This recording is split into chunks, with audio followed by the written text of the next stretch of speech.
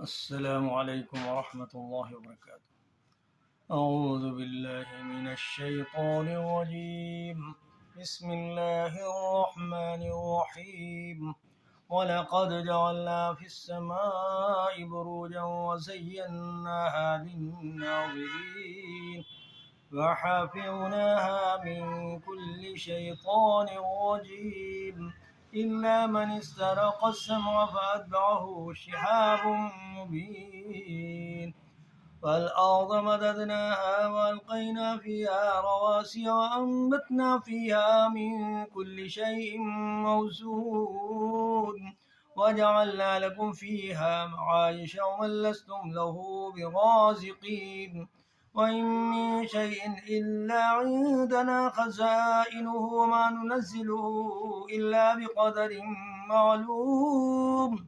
وأرسلنا الرياح لواقح فأنزلنا من السماء ماء فأسقيناكموه وما أنتم له بخازنين وإنا لنحن نحيي ونميت ونحن الوارثون. ولقد علمنا المستقدمين منكم ولقد علمنا المستأخرين وإن ربك هو يحشرهم إنه حكيم عليم. ولقد خلقنا الإنسان من صلصال من حمأ مسنون والجان خلقناه من قبل من نار السموم.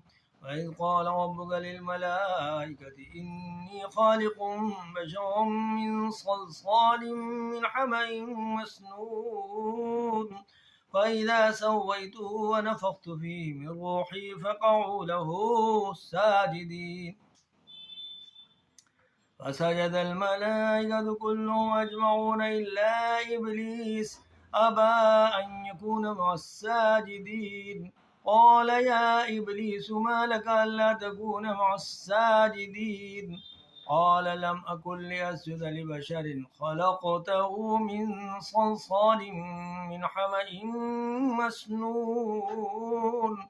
قال فاخرج منها فإنك رجيم وإن عليك اللعنة إلى يوم الدين. قال رب فأنظرني إلى يوم يبعثون. قال فإنك من المنظرين إلى يوم الوقت المعلوم.